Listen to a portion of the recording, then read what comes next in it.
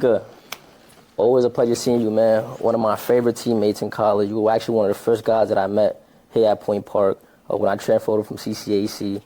And I feel like you were one of the best people to have on this podcast, man. I think that your story could really resonate with a lot of young people, especially international players, man. So, I really wanted to kind of share your story, man. Tell me a little bit about your journey. I know you migrated here from Venezuela, and you started, your college career in Alabama, I believe, right?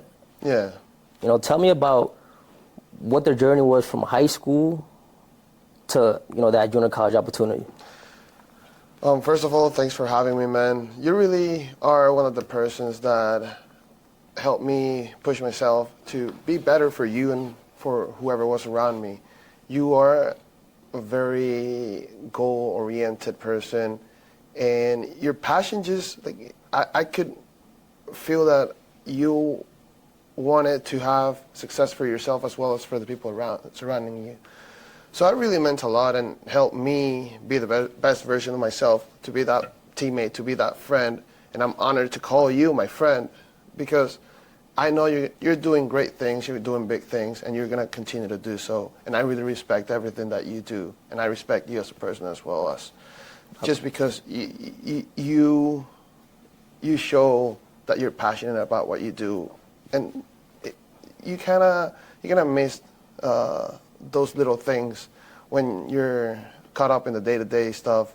But once you sit down and I have a short conversation with you, it's like, man, that really is how you should live life. And I really appreciate that. I appreciate those words, boss, for sure. And well, from high school, I am from Venezuela originally, and it was a bit of a different situation when I lived there. So I came from a middle-class family. We were doing good for ourselves. We were fine in Venezuela, but as time progressed, the situation, political situation, financial situation, it just, the crime rate in the city I grew up in, it obviously played a big role. And when I was in high school, I really didn't get to experience all the regular stuff that at least I see high school kids experience here in the States. Mm-hmm. So parties, being out late, having friends, and just spend time with them outside of any extracurricular activity was not very common. So I was very oriented in the sense of I had to just study, play baseball, go back home early, don't get kidnapped, and do it again the next day. So it was a bit of, I guess it helped shape my mind and how I focused and how I organized my effort, because I did not see an option of I have to go out or I can't go out. It was just a matter of I'm going to go to school, I'm going to go to practice and get back, be safe. Always taking care of me and my family, making sure we're all safe at the end of the day. Absolutely. So I think that set a lot of good habits in a sense of that's all I could think in an everyday basis. And when I first moved to the States and I moved to Florida, it was a very big shock putting a 17-year-old just going to school in the regular world. Right. You are the one that dictates what you're going to do, how you're going to go about your business. And it was different because... Right. Kind of like a culture shock in a way. Yes, because at the end of the day, I was able to do whatever I wanted to do, but still I didn't think about it. Gotcha. That was not in my mind that it was a choice that I could make. Right. It's just, I'm here, but I'm going to continue to live my life the way I have been doing it, just because I don't know any other way of living it. Right. So it was a bit of an experience. I didn't have a car, so I had to, it was just adding little things up. I didn't know how to do laundry. I didn't know how to cook. I didn't drive. So it was a little bit of an experience because I had to actually appreciate the things that I didn't appreciate when I was growing up. I mean, I thought the laundry did itself. I figured that out the hard way. I didn't know you can actually be a bad cook. Right, right. No, absolutely. So We all been through that junior college struggle, right? yes, and but I did have the passion of I want to get better. I want to play baseball, and I want to make a name of myself, and just be better from the day before. Be better from the day I set foot on a college campus, and try to make it worth the time and the effort. Absolutely, absolutely. And despite all those challenges, and all the things that you've been through, like, what allowed you to stay motivated? My family, obviously. I mean, I knew they were doing a great effort to help me be here, to actually let me come here, because to Hispanic families, kids are their babies. Right. Like, I'm 25 years old and I'm still the baby. Absolutely. So I know it's hard for them, but it takes that much love to care about somebody and let them go so their future could be better. They could have a better chance at life. Right. So that was a big motivation to me, because also everybody was looking at me like he's trying to do it. He's really going out there and trying to get it done. So it was a reminder that there's people that love me, that want me to succeed. And if I end up doing it, I'll be able to be there for them as well. Right. So it was a journey, and just the passion for the sport, love for baseball. I woke up and all I wanted to do was get better, be ready for that first game, be ready for that first pitch. And just that process and that mindset where you just don't think anything else other than what's going to happen the next day and how you're just going to get better. It was a good environment that at least I created for myself in order to not get caught up on the small things or whatever that doesn't go my way. I think I was putting my life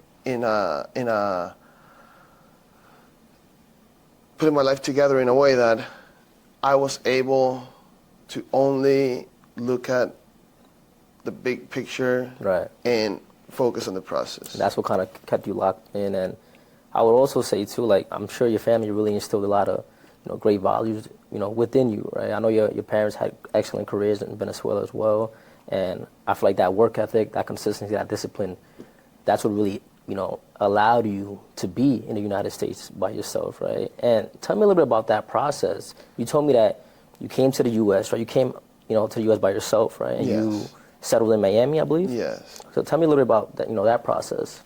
So it was, to answer your first question, yes, my parents, they did their best job at trying to plant that seed in my head that you can do it. All you have to do is work really, really, really hard and trust whatever you're doing is going to work. Plan something, sit down, make sure you're taking your best chances, and after that, if anything looks it's going south, focus on your plan. Remember that there's a reason why you had it, and just get it done. Awesome. And once I got to the States, it was on me. It was game on. So it was a sense of my first year, I was by myself. I would just ride my bike and long toss by myself. So you were living by yourself? I was living by myself, and I would long toss by myself, riding my bike, just going in and out of campus, going to the cage by myself. Like, everything was by myself. Going to get groceries by myself. I had friends, but in my personal life, I went as if I was by myself most of the time. Normally, I wouldn't have anyone with me, like helping me through anything. It was just me with my family, calling them every day, just getting up to date on everything, and telling them about my day. Obviously, asking them for million of advice. Just how do I even make this chicken? Like how did you do it? Taking notes, right? It did not take like just rubber when you made it. For So sure. what do you do? And it was just that, like that progression of becoming a man. A young man, right? And it was never a thought in my head that at some point I was gonna go through that. I didn't know that's how you go through that. Right. It's never a plan of yours to say, okay, after this date, I'm gonna start doing my laundry. Right, After this date, I'm gonna take care of my life. Right. And when it hits you, it's one or two, like you just fold or you actually embrace it and try to make that something that will help you apply to any aspect of your life, where you actually take care of it, you take responsibility for your actions, and you just go out there and know that you are always given the opportunity. It's only your work, your job to go out and take it. Got you. And ultimately, Mujica, what ultimately like inspired you to pursue a collegiate baseball scholarship in the United States? So passion for baseball, it was Venezuela. That's basically what everybody plays. Gotcha. In Europe, you see a little rock on the floor, you kick it. In Venezuela, you pick it up and you throw it. Gotcha. So it's just, I could not see a life without baseball after the age of 16, 17. So once I thought about going and signing as a free agent or going and having a collegiate athletic career, I wanted to also have a plan B in case baseball was not the option for me. And thank God I had the support and also the focus, the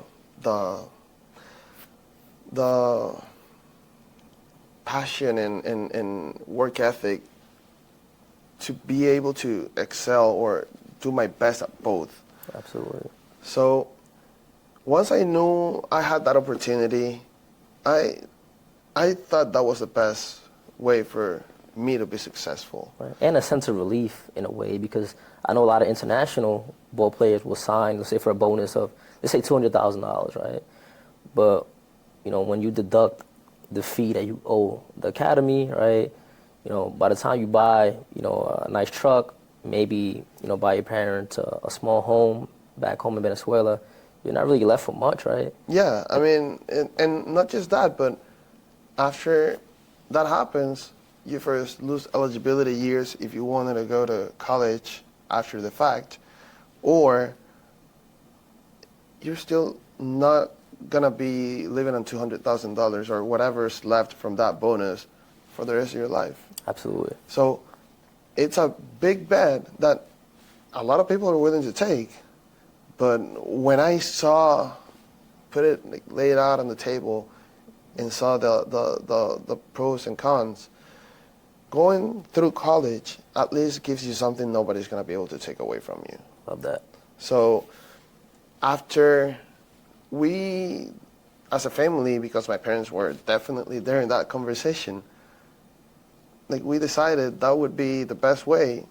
We went for it, and it's just I'm blessed to have been able to have that choice at least, because there's people that they just don't have it. Mm-hmm.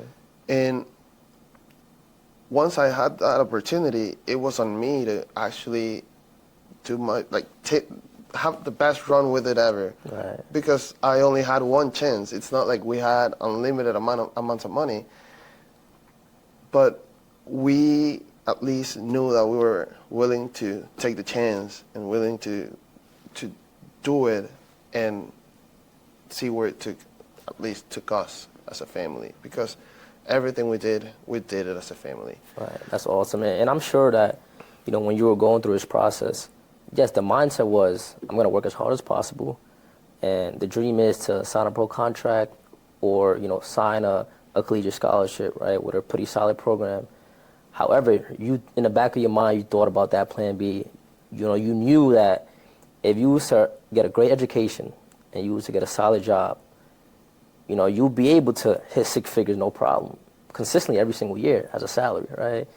So it is a chance that a lot of ball players are willing to take. However, are you willing to get a great education and make six figures every single year for the rest of your life, right? Or would you take the risk of signing for a $200,000 bonus, but now you have to live on that, until you hopefully make it to the majors? And obviously the chances are very slim, right?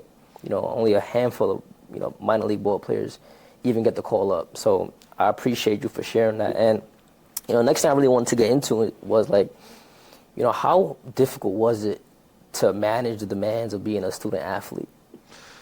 So it changes from major to major, but in my experience, it was very difficult because not only because of my major, but also because I like to do my best in anything I do. So it was hard for me to go take a nap rather than studying, or go take a nap rather than go into the cage and getting some swings and getting a workout in. It's just that mindset where I'm sitting, I should be doing something productive for me to be in that position of success. So it was tough to just balance that work life where you actually could disconnect for a second, reset, and just come back fresh, So it took a lot of planning. I mean, every semester was just, I just laid out, and I would be like a general, okay, this day I'm doing this day I'm doing that, this day I'm sleeping in until like 9, and this day I'm doing, and it's just like a process, and it all almost becomes like a cycle where this new semester would come in, I would just, okay, these are my days where I'm going to work out, these are my days that I'm going to hit, these are my days I'm going to long toss in between. And it's just creating something that was mine, where I knew at least it was going to work on me. Right. And it was manageable. Absolutely. Because at the end of the day, you had to do it. Right. Like, you can lay out the best plan ever. You have to execute it. That's the hard part. Right. So you still had to stay realistic to yourself, because you will be tired. You will be wanting to just not study, or you have too much homework, and you're like, do I really need to get it all done? Right. But it's just that mindset of, it's not an option to not do it. You have to do it.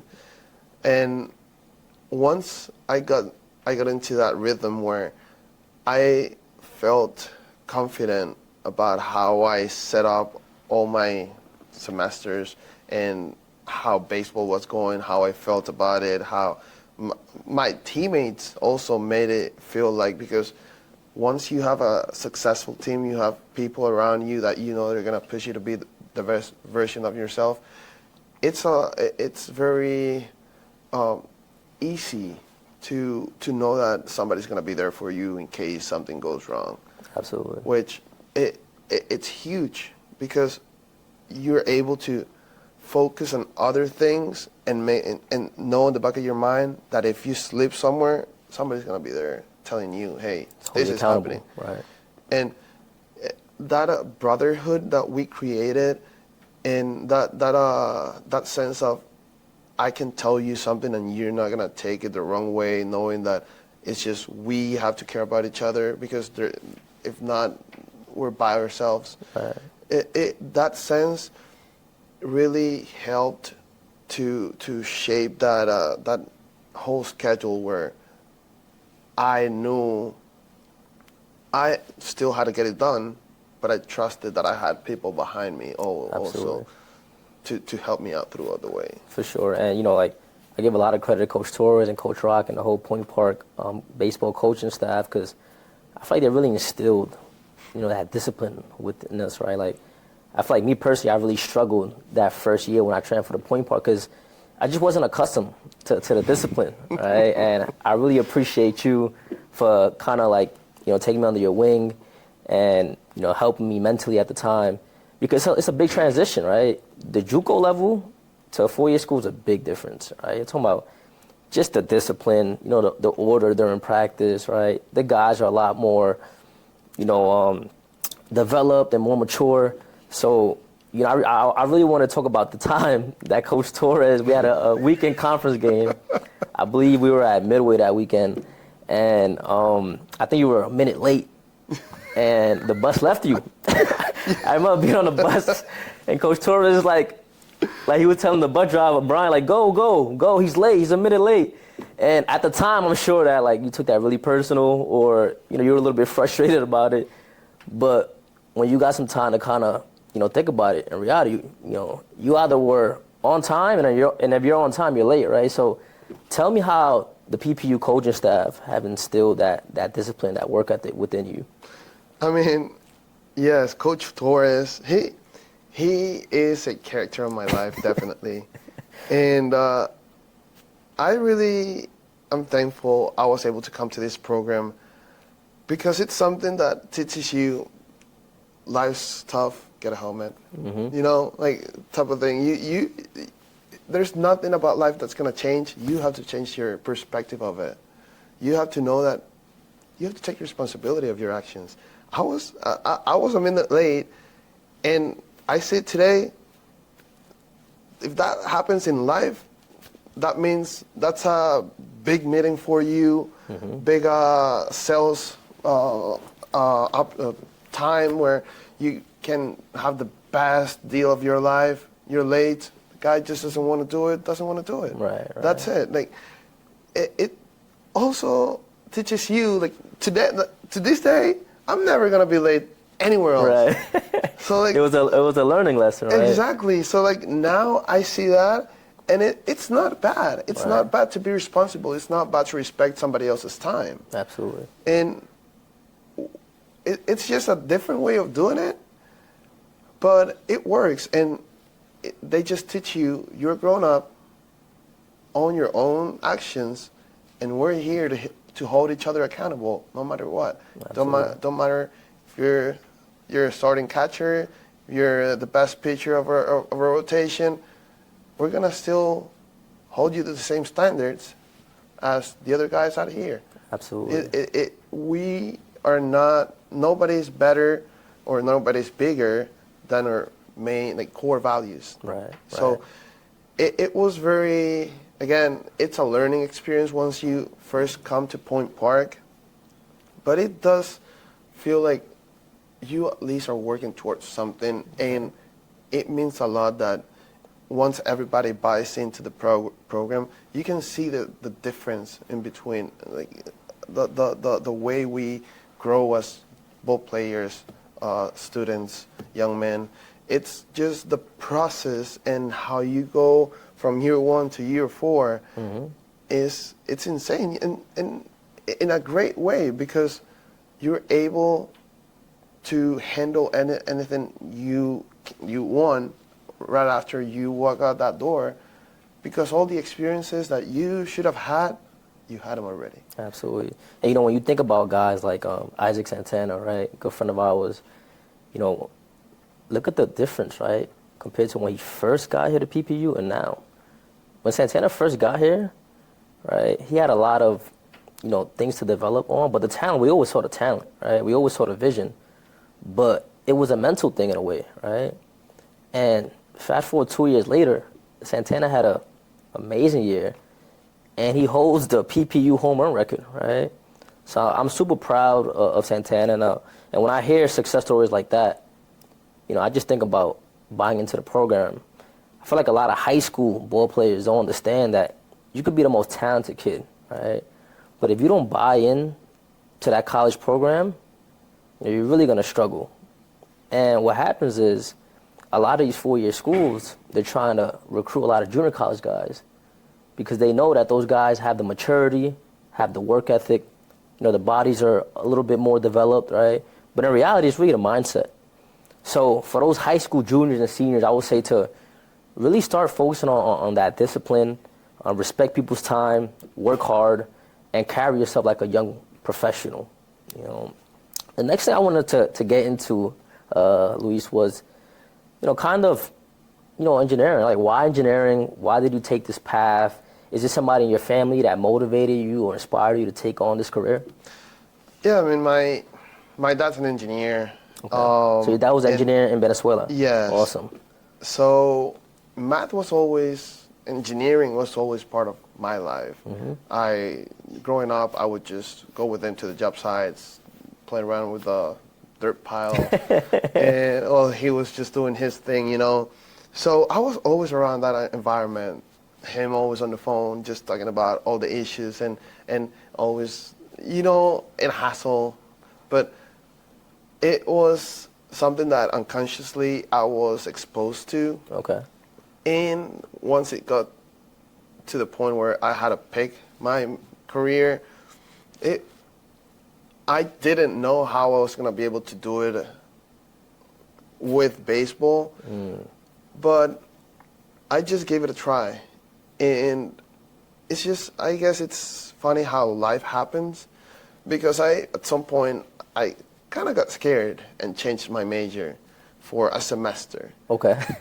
And when I transferred to Point Park, the admissions lady, Amanda, she told me, "Why are you in business? Weren't you engineering?" And I said, no, I just don't know if I'm going to have the time, whatever. And she's like, no, you're going for engineering. Awesome. And I mean, it's just angels that God puts on your path that, I mean, it was just, I don't know, I had no answer to that. I said, okay, I'm going for engineering, I guess. Right. So, and to this day, I'm thankful for that moment, because it really is what I wanted to do. It really is something that I'm passionate about. And I was able, if not, I was going to be miserable throughout my college career, because it was not going to be something I was going to want to sit down and do and learn and experience, Gotcha.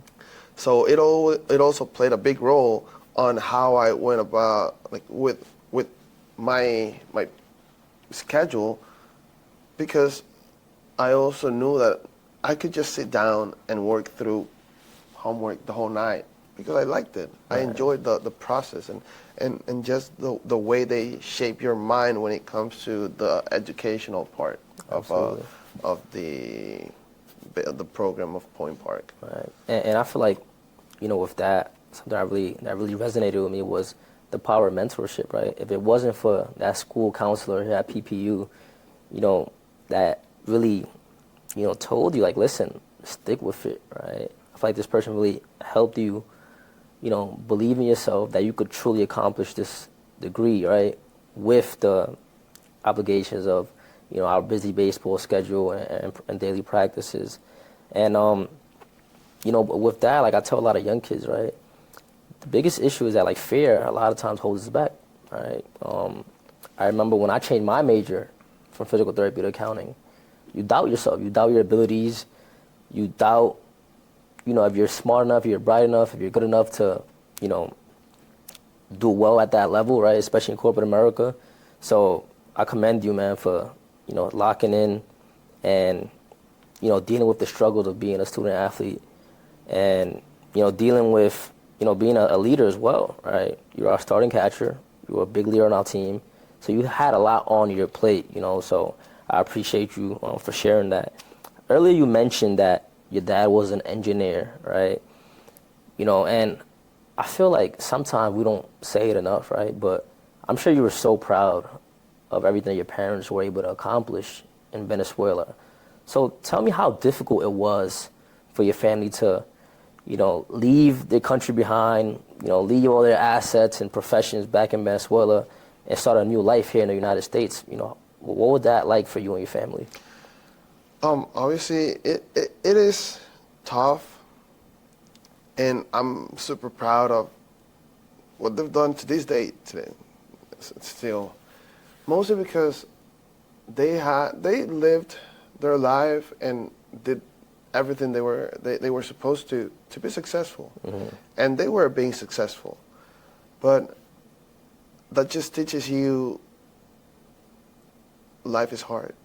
It's hard, and the only way to move forward is accepting whatever happens And adapt and change. and adapt and be ready for anything. Be willing to get your hands dirty.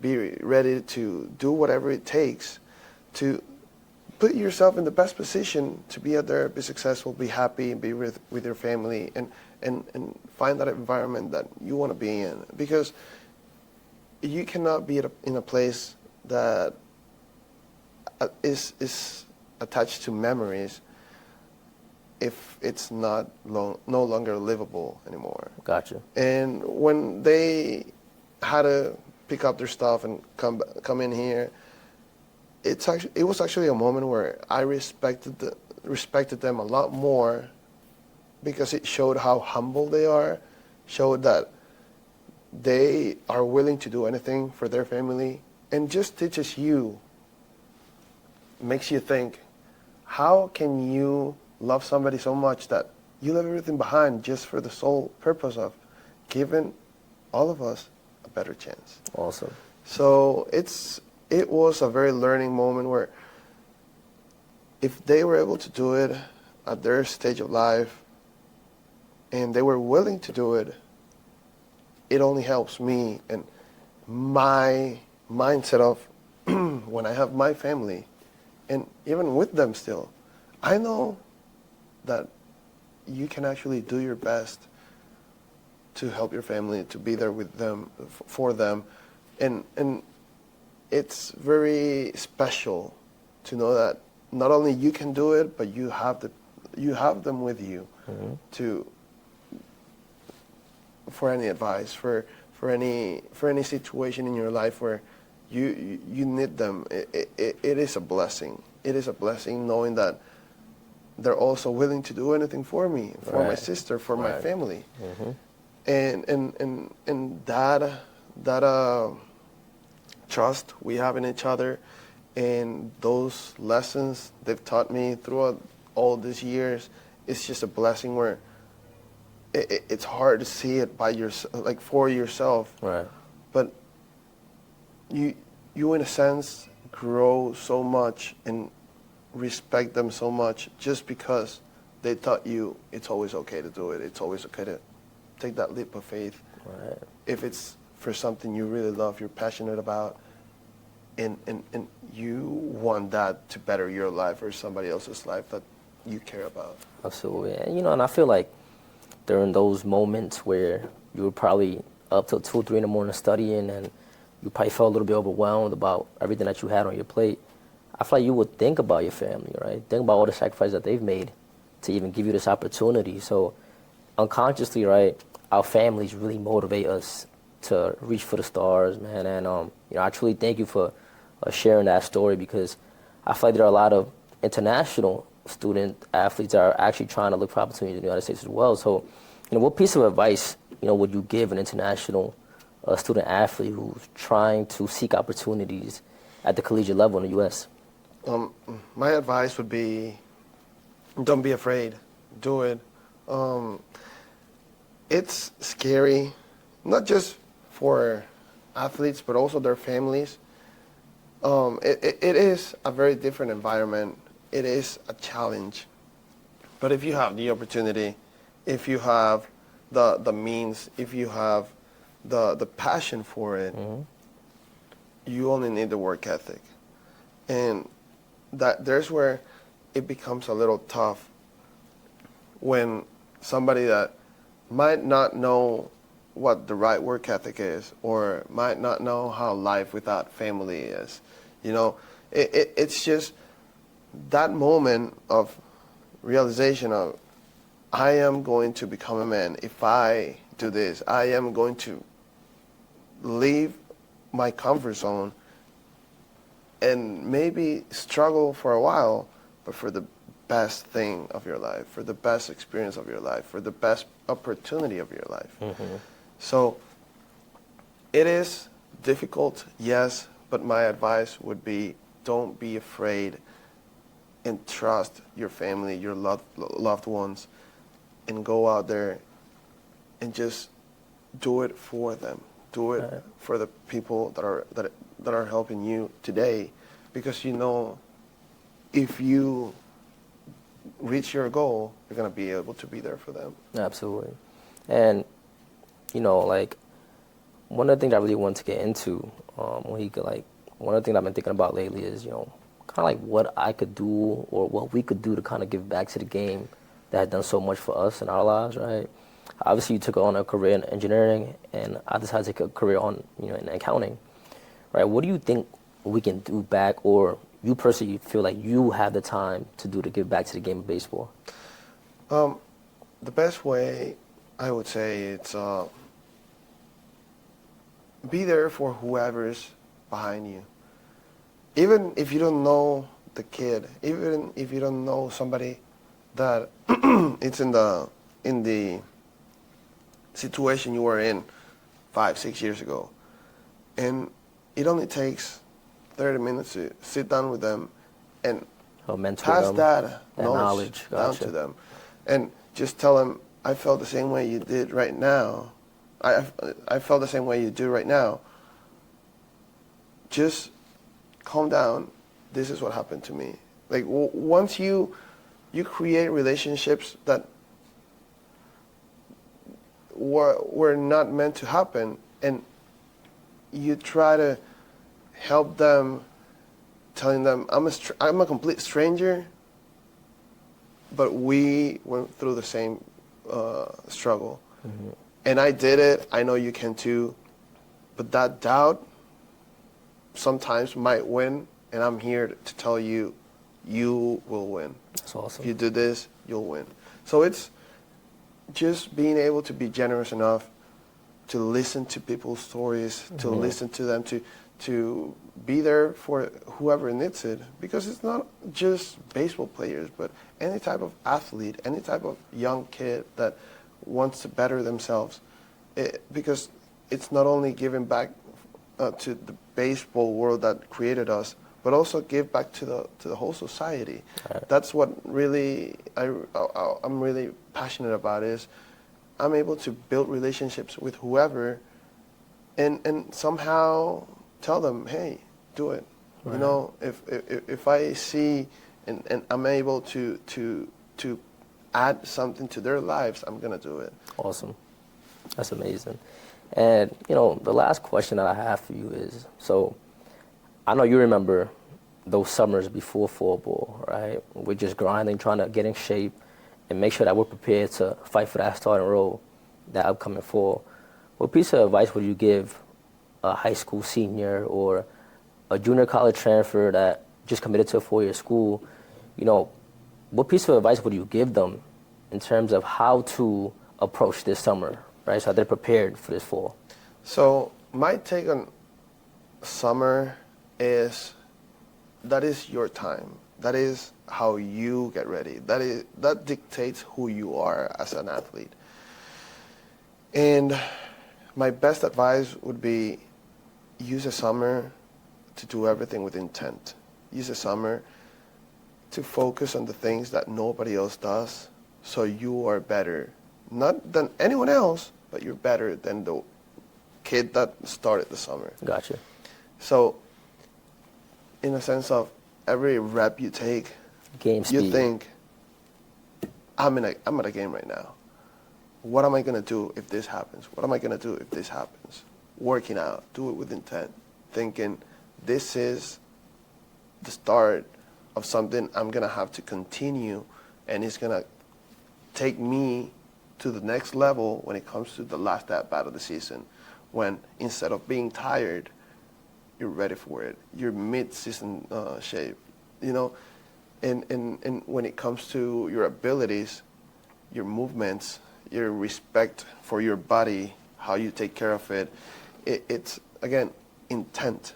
It's intent behind everything you do in order for you to go out there and have school, have life, have friends, and still you have that mindset of, my intent is this, and this is how I'm going to go about my business, and nothing is going to pull apart what I'm going to do, because I know this is what's going to take me to the next level. Wow. And you know, it can be also, you get a coach and you talk about it, and the mental part, the being tough, where you know whatever comes, you're going to be able to fight it and you're going to be able to overcome it. Mm-hmm. That starts in the summer. The way you set the tone for your preseason is who you are. Mm-hmm. And if you're tough by yourself, you're going to be even tougher when somebody else is around you, because you've been there a million times. Right. Yeah, I remember, you know, the coaching staff at PPO was telling us, like, you know, practice with a purpose. And, you know, those moments when we're like in a, you know, national tournament or in conference tournament time, like, you know, those in-game situations feel like nothing, because we've, you know, received thousands of ground balls, right, from the coaches. So I think repetition is very important. And like you said, the key word, intent, practice with intent. Don't just go out there and just, you know, waste your time. Even if you're just practicing for 45 minutes, make sure that, you know, those 45 minutes is you practicing with intent, and it's valuable time that you're taking out of your busy schedule to get better, right? So I appreciate you for sharing that, and you know, I appreciate you for your time. I think you have a great story, man, that a lot of young kids could really resonate with, and I appreciate you more as a person. You know, I appreciate you and your family. You guys really instilled a lot in me, and the support has always been there, man. Obviously, my parents were back home in New York City, so I wasn't accustomed to having, you know, a lot of people a lot of family members at my games in college, right? So I appreciate you and your family for that support, and I see them like a second family for me here in Pittsburgh when I was playing college ball at the time. So I appreciate you again, man. Thank you for your time. For sure.